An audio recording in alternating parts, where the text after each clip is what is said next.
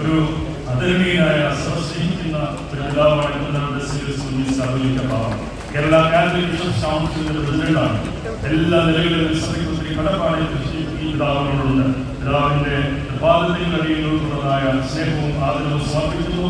ഈ യോഗത്തിലേക്ക് വളരെ വിനയത്തോടുകൂടി സ്വാഗതം ചെയ്യുന്നു. ഈ അഭിമാനത്തിനൊപ്പം അദ്ദേഹത്തിന്റെ വാനോളം ലോകത്തിന്റെ എല്ലാ നിലകളിലും ഇന്ത്യ ഉയർന്ന ഒരു കാലഘട്ടമാണ്. നമുക്ക് അഭിമാനിക്കാം. ഐസാറുകളുടെ നേടുന്ന നേട്ടങ്ങൾ നമ്മുടെ ഓരോ ഭാരതീയരുടെയും നേട്ടം തന്നെയാണ്. നമ്മുടെ ശ്രേഷ്ഠഭാവത്തിനുവേണ്ടിയുടെ മഹാപൗരോഹിത്യത്തിന്റെ സ്വർണ്ണ ജൂബിലിയുടെ അതിനോടനുബന്ധമായി ബസേലിയോസ് തോമസ് ഫൗണ്ടേഷൻ ഏർപ്പെടുത്തിയിരിക്കുന്ന പ്രഥമ ശ്രേഷ്ഠഭാവ പുരസ്കാരം അദ്ദേഹം സ്വീകരിക്കാമെന്ന് അംഗീകരിച്ച വലിയ കാര്യമാണ്. അദ്ദേഹത്തിന്റെ സമയത്തിനോട് എത്തിച്ചേർന്നു. പ്രിയപ്പെട്ട ഡോക്ടർ എസ് സോമനാഥൻ അവരുകളെ ഈ അനുഗ്രഹീത യോഗത്തിലേക്ക് വളരെ ആദരവോടും സ്നേഹത്തോടുകൂടി സ്വാഗതം ചെയ്യുന്നു.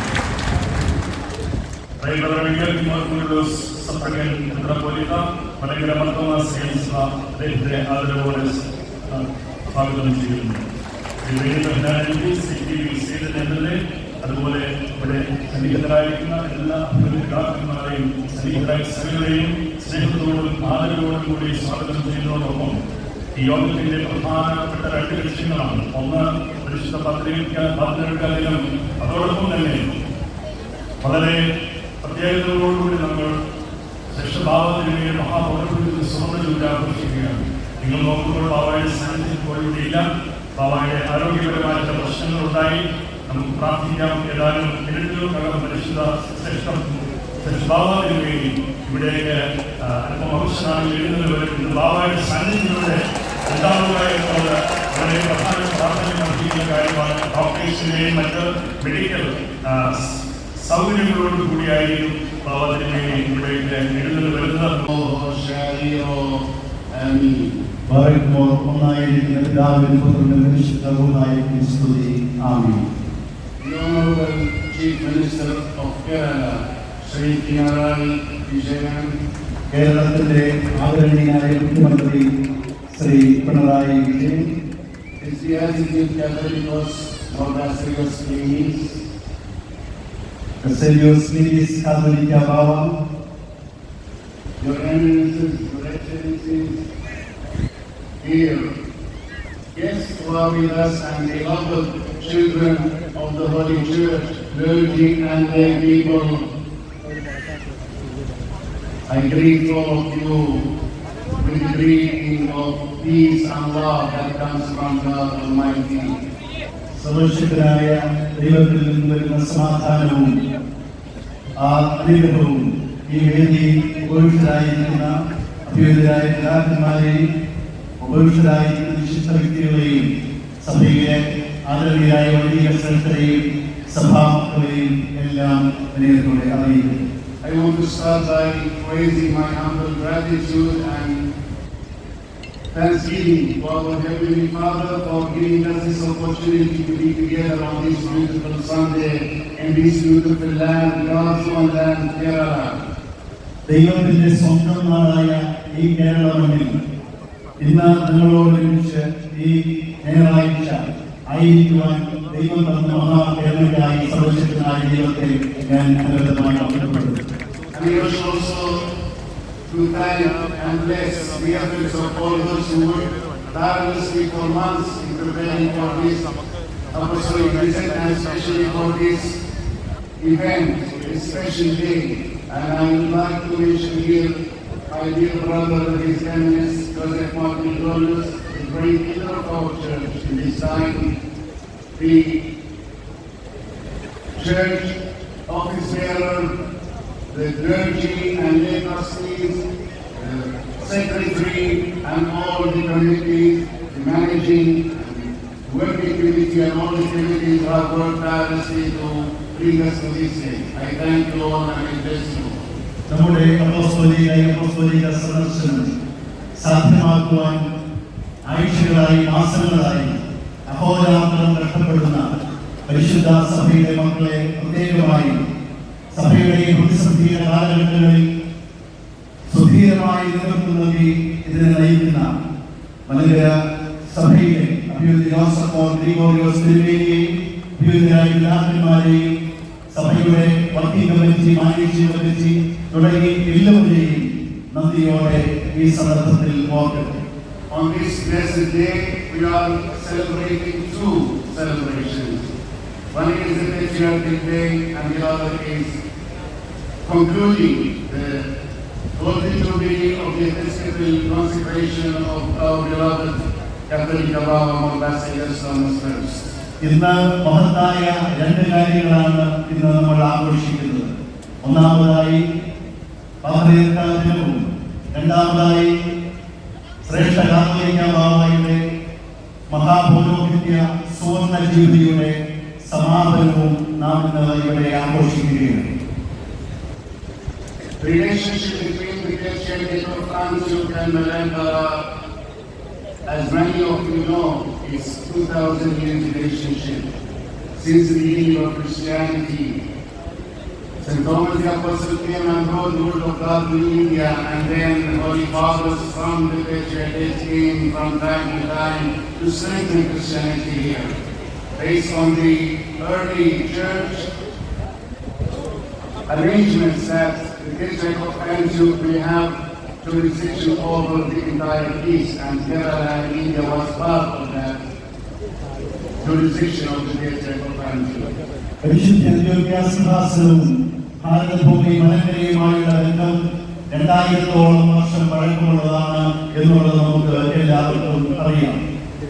അർദ്ധവാർഷികമായ സുവിശേഷപ്പെട്ട ഈ ഭാരതഭൂമി നമ്മുടെ കർത്താവിന്റെ ആ സുവിശേഷം അറിയിച്ച കാലം മുതൽ പരിശുദ്ധ അന്ത്യോക്യ സിംഹാസനത്തിന് കീഴിൽ ആ പരിലാപം വഹിച്ച് അന്ത്യോക്യ സിംഹാസനത്തിന്റെ കീഴിലായിരുന്നു ഈ സഭ നിലനിൽക്കുന്നത് നമുക്ക് എല്ലാവർക്കും അറിവുള്ള കാര്യമാണ്. ആദ്യകാലം മുതൽ അതുകൊണ്ട് തന്നെ കേരളം ഉൾപ്പെടെയുള്ളതായ ഇന്ത്യയുടെ ഭാഗങ്ങൾ കിഴക്കൻ പ്രദേശങ്ങളെല്ലാം പരിശുദ്ധ സിംഹാസനത്തിന് കീഴിലായിരുന്നു. While the Patriarchate has presence, historical presence in other parts of the east of Asia, such as Japan, China, and Korea, only the relationship with India continued until this day. എന്തുകൊണ്ടാണ് ജപ്പാനും കൊറിയയുമുള്ള രാജ്യങ്ങളുമായിട്ട് അന്ത്യോക്യ പാത്രിയർക്കീസ് ആ ബന്ധങ്ങൾ വെളിപ്പെടുത്താതെ അല്ലെങ്കിൽ കാണിക്കാതെ ഭാരതവും മലങ്കരയും മാത്രമായിട്ട് എന്തുകൊണ്ടാണ് ആ ബന്ധം നിലനിൽക്കുന്നത് എന്നുള്ളത് നാം ചിന്തിക്കും. And this is for two or I would mention three reasons for this relationship, continuation of this relationship. ഇത് പ്രധാനമായി 2 or 3 കാരണങ്ങൾ ഞാൻ വെളിപ്പെടുത്തുകയാണ്. One is the spirit of tolerance and acceptance that prevailed in India from the early centuries. ഒന്നാമത്തെ കാര്യം, ഈ ഭാരതഭൂമിയിലെ ഇവിടുത്തെ സഹിഷ്ണുതയും ഈ ഭാരതത്തിലെ ഹൃദയവിശാലതയും അതാണ് ആ ബന്ധത്തിന് മുഖാന്തരമായിരിക്കുന്ന ഒന്നാമത്തെ കാര്യമായിട്ട് പരാമർശിക്കുവാൻ സാധിക്കും. The church fathers and the missionaries who came from Antioch found love and acceptance in this land. Therefore, they were able to do their duty to bring the word of God to our people here. പരിശുദ്ധ അന്ത്യോക്യ സിംഹാസനത്തിൽ നിന്ന് വന്ന പിതാക്കന്മാർ ഭാരതഭൂമിയിലേക്ക് കടന്നു വന്നപ്പോൾ ഇവിടെ നിന്ന് ഇവിടുത്തെ ജനങ്ങൾ ഭാരതഭൂമി നൽകിയ സ്നേഹവും ആദരവുകളും അതെല്ലാമാണ് ഈ മണ്ണിൽ ഈ സഭ ആഴ്ന്നിറങ്ങുവാനും ആ ബന്ധം നിലനിർത്തുവാനും മുഖാന്തരമായി പ്രധാനപ്പെട്ട ഒരു കാരണമെന്ന് പറയുന്നത്. That spirit continued until today. That spirit comes from the wisdom of the forefathers and mothers of this blessed land of India. ഇന്ത്യയുടെ ആ വിശാലതയുടെ ആ സഹിഷ്ണുതയുടെ ആത്മാവ് ഇന്നും നിലനിൽക്കുകയാണ്. ഇന്ത്യയുടെ പൂർവികന്മാർ പകർന്നു തന്ന അവരിലൂടെ ആരംഭിച്ച ആ ഹൃദയവിശാലതയും ആ സഹിഷ്ണുതയും ഇന്നും നിലനിൽക്കുന്നത് കൊണ്ടാണ് ഈ ക്രിസ്തീയ സമൂഹങ്ങൾ ഉൾപ്പെടെ ഇവിടെ നാം നിലനിൽക്കുന്നത്. It's very important to emphasize that although the faith comes from Antioch, from St. Peter the Apostle, who the Lord called the rock on which the Lord builds His church, however, this church of ours, the Syrian Church of Antioch here in Kerala, is an authentic indigenous church of this land. It's not a foreign church of this land. പരിശുദ്ധ പത്രോസ്ലീഹായ നമ്മുടെ കർത്താവ് പാറയാകുന്നു എന്ന് പറഞ്ഞ് സ്ഥാപിച്ച ആ സഭ പരിശുദ്ധ പത്രോസിന്റെ സൈനിക സിംഹാസനത്തിൽ നിന്ന് ലഭിച്ച വായുകളും അനുഗ്രഹങ്ങളുമായി ആ സഭ നിൽക്കുമ്പോൾ ഈ ഭാരതത്തിൽ ഇവിടുത്തെ ഈ ഭാരതത്തിന്റെ അഭേദ്യ ഘടകമായിട്ട് ഇതിന്റെ സംസ്കാരവും ഇതിന്റെ പൈതൃകവും എല്ലാം ഉൾക്കൊണ്ടുകൊണ്ട് നിൽക്കുന്ന ഈ മണ്ണിലേക്ക് ആഴ്ന്നിറങ്ങി നിൽക്കുന്ന ഒരു സഭയാണിത്. ഇതൊരു വിദേശ സഭയല്ല എന്നുള്ളത് നാം എല്ലാം അറിഞ്ഞിരിക്കേണ്ടതായ യാഥാർത്ഥ്യമാണ്. For that reason, we see our faith conceptualized and expressed in local customs and traditions, and the Church is very happy about including these elements of local culture within our worship and our spiritual life. അതുകൊണ്ട് തന്നെയാണ് നമ്മുടെ ആരാധനയിലും നമ്മുടെ പാരമ്പര്യങ്ങളിലും ഭാരതത്തിന്റെ പല സാംസ്കാരിക വശങ്ങളും പല ഘടകങ്ങളും ആസ്പെക്റ്റുകളും നമ്മൾ ഉൾക്കൊണ്ടുകൊണ്ട് നമ്മുടെ ആരാധനയിലും നമ്മുടെ പരിശുദ്ധ സഭയുടെ വിശ്വാസപരമായ പല കാര്യങ്ങളിലും നമുക്കത് ദർശിക്കുവാനായിട്ട് സാധിക്കുന്നതിന്റെ ഉത്തമമായ ഒരു തെളിവാണ്. And I take this opportunity to once again affirm my fatherly love and commitment to be with you, to accompany you in your journey of faith until the end. അതുകൊണ്ട് തന്നെ ഈ സമയത്ത് നിങ്ങളുടെ ആത്മീയ പിതാവിനെയും ഈ യാത്രയിൽ എപ്പോഴും നിങ്ങളുടെ കൂടെ ഉണ്ടായിരിക്കുമെന്ന് ഞാൻ നിങ്ങൾക്ക് വാഗ്ദാനം നൽകുകയാണ്. And I thank you, each one of you, for your love and for the emotions you have shown towards me. And I take this as your honoring the Holy See of Antioch, for which I am today the custodian undeservedly but by the grace of God. But your faith, your love and your dedication towards the Holy See of Antioch is very much appreciated.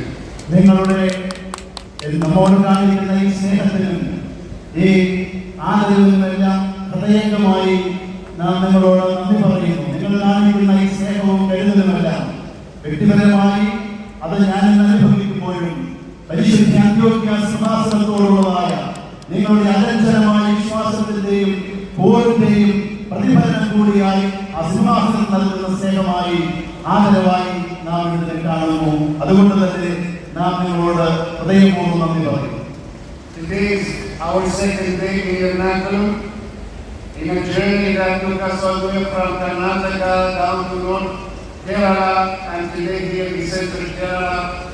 And I would like to tell you that what I have seen is beyond my expectations, and it only confirms to me the great love you have in your hearts towards your spiritual father. I'm very grateful for that. I'm very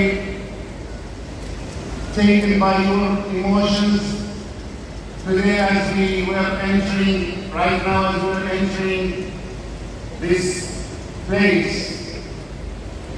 Thousands of you were pushing to come close to me to get God's blessing through my humble and weak self. And that brought tears to my eyes. ഭാരതത്തിൽ ഞാൻ വന്ന് കർണാടകയിൽ അവിടുത്തെ സന്ദർശനം കഴിഞ്ഞ് കേരളത്തിലേക്ക് ഇന്നലെ ഇവിടെ എത്തിച്ചേർന്നപ്പോൾ മധ്യ കേരളത്തിലായിരിക്കുമ്പോൾ ഈ ദിവസങ്ങളിലെല്ലാം നിങ്ങൾ നൽകിയ ആ സ്നേഹവും നിങ്ങളുടെ ഹൃദയത്തിന്റെ അഗാധതയിലുള്ളതായ സ്നേഹപ്രകടനങ്ങളും എനിക്ക് ഒരിക്കലും മറക്കാൻ കഴിയില്ല. ഇപ്പോൾ തന്നെ ഇന്ന് ഞാൻ ഇവിടേക്ക് വരുമ്പോൾ അനേകായിരങ്ങളൊന്ന് സ്പർശിക്കുവാൻ, എന്നെ എന്റെ അടുക്കിലേക്ക് വരുവാൻ, നിങ്ങളുടെ ആ സ്നേഹത്തിന്റെ ആ തണലും ഹൃദയത്തിന്റെ ആ സ്നേഹത്തിന്റെ ആഴവും കാണുമ്പോൾ ഞാൻ നിങ്ങളോട് ഹൃദയപൂർവ്വം നന്ദി പറയുകയാണ്. Here in this place, as we were entering, one gentleman, one faithful son of the church, was pushing, carrying his daughter, who looked probably she is sick. He was carrying her and pushing his face to come close, and that I lay my hand on her forehead. ഞാൻ ഇവിടേക്ക് കടന്നു വരുമ്പോൾ ഒരാള് തന്റെ കുഞ്ഞിനെയും കൈവഹിച്ചുകൊണ്ട്, പക്ഷേ എനിക്ക് തോന്നുന്നത് സുഖമില്ലാത്തൊരു കുഞ്ഞാണെന്നാണ്. ആ കുഞ്ഞിന്റെ തലയിലൊന്ന് തൊടുവാൻ, അനുഗ്രഹിക്കുവാൻ വേണ്ടി ആ തിരക്കിനിടയിൽ, ഇത്രയും ജനക്കൂട്ടത്തിനിടയിൽ അദ്ദേഹം കാത്തു നിന്നത് അതിന്റെ ഹൃദയത്തെ സ്പർശിക്കുകയുണ്ടായി. And when I touched her, I looked as the father and his tears were coming down. ഞാൻ ആ കുഞ്ഞിനെ അനുഗ്രഹിച്ചു കഴിഞ്ഞപ്പോൾ ആ പിതാവിന്റെ മുഖത്തേക്ക് ഞാൻ നോക്കി. ആ കണ്ണിൽ നിന്ന് കണ്ണുനീർ അവിടെ നിന്ന് വീഴുകയായിരുന്നു. And I in turn could not keep my tears. I could not prevent my tears coming down also when I saw him. എന്നെ സംബന്ധിച്ചിടത്തോളം അത് കണ്ടു കഴിഞ്ഞപ്പോൾ എനിക്കും എന്റെ കണ്ണുകളിൽ നിന്ന് കണ്ണുനീർ നിയന്ത്രിക്കുവാൻ എനിക്ക് സാധിച്ചു. Beloved, you are very dear to our heart. I wish I could come down and embrace each one of you and bless each one of you individually. I'd love to do that. Unfortunately, the circumstances do not allow, but I want you to know that I have big love in my heart for each one of you, old and young. All of you are very dear to my heart. എന്റെ വാത്സല്യ മക്കളെ, എനിക്ക് ഇപ്പോൾ നിങ്ങളുടെ അടുക്കിലേക്ക് താഴേക്ക് ഇറങ്ങി വരണമെന്നും നിങ്ങളെ ഓരോരുത്തരെയും ആലിംഗനം ചെയ്യണമെന്നും എനിക്ക് ആഗ്രഹമുണ്ട്. എന്നാൽ അത് അസാധ്യമാണെന്ന് എല്ലാവർക്കും അറിയാം. എന്നാൽ നിങ്ങൾ എല്ലാവരെയും എന്റെ ഹൃദയത്തോട് ഞാൻ ചേർത്ത് നിർത്തുകയാണ്.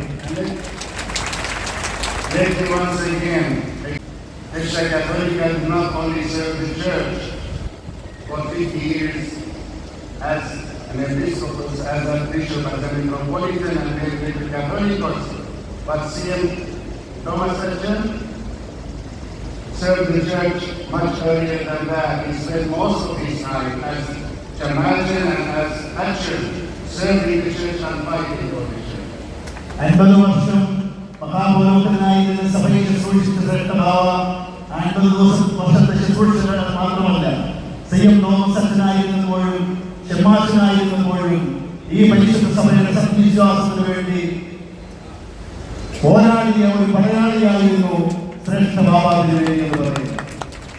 And recognizing his efforts and his tireless service to the church. The Holy Throne gave him a title very rare. The Holy Throne called him Yaqub al-Rahman of Malankara. ശ്രേഷ്ഠ ബാബാവിന് വേണ്ടിയുടെ പരിശുദ്ധ സഭയുടെ സത്യവിശ്വാസത്തിന്റെ സംരക്ഷണത്തിന് വേണ്ടിയുള്ള പോരാട്ടവും അദ്ദേഹത്തിന്റെ അചഞ്ചലമായ വിശ്വാസവും പരിശുദ്ധ അന്ത്യോക്യ സിംഹാസനത്തോടുള്ള പൂർവ്വ വിധേയത്വവും എല്ലാം പരിശുദ്ധ സിംഹാസനം അംഗീകരിച്ചുകൊണ്ട് വളരെ അപൂർവമായി മാത്രം നൽകുന്ന ഒരു സ്ഥാനപ്പേര് യാക്കോബ് ബുർദാന എന്ന് പറയുന്ന ആ സ്ഥാനം മലങ്കരയുടെ യാക്കോബ് ബുർദാന എന്ന ആ നാമകരണം നൽകി ശ്രേഷ്ഠ ബാബായ സിംഹാസനം ആദരിച്ചു. In order to appreciate this title, I have to say even two sentences about Yaqub al-Rahman. Who was Yaqub al-Rahman? He was chosen by God at a time when the Holy Church was under great persecution by the Byzantine Empire. And the church lost almost all its bishops and many of his clergy to persecution, to prison, even to martyrdom. At that time, God called a simple monk by the name of Yaqub al-Rahman, and he was consecrated a bishop for the universe, not for specific diocese, but for the universe. And he started going around from place to place in Syria, in Egypt, in Iraq, in different places, ordaining deacons, priests, and bishops. We are told that he ordained more than 100,000 ordinations. ആരായിരുന്നു യാക്കോബ് ബുർദാന എന്നുള്ളത് വളരെ സംക്ഷിപ്തമായി ഞാൻ പറയാം. ആദ്യ നൂറ്റാണ്ടിൽ പരിശുദ്ധ സഭ പീഡനങ്ങളുടെയും പ്രതിസന്ധികളുടെയും എല്ലാം മധ്യത്തിലൂടെ കടന്നു പോകുമ്പോൾ ഈ സഭ വൈസാഖ്യ കാലഘട്ടത്തിൽ നാമാവശേഷമാക്കപ്പെട്ടുകൊണ്ടിരുന്ന ഒരു സാഹചര്യത്തിൽ ഒരു സന്യാസിയെ ദൈവം എഴുന്നേൽപ്പിച്ചു. പരിശുദ്ധ സഭയ്ക്ക് വേണ്ടി അദ്ദേഹം അങ്ങോളം ഇങ്ങോളം ഓടി നടന്ന് പരിശുദ്ധ സഭയെ ഉദ്ധരിച്ച് ഏതാണ്ട്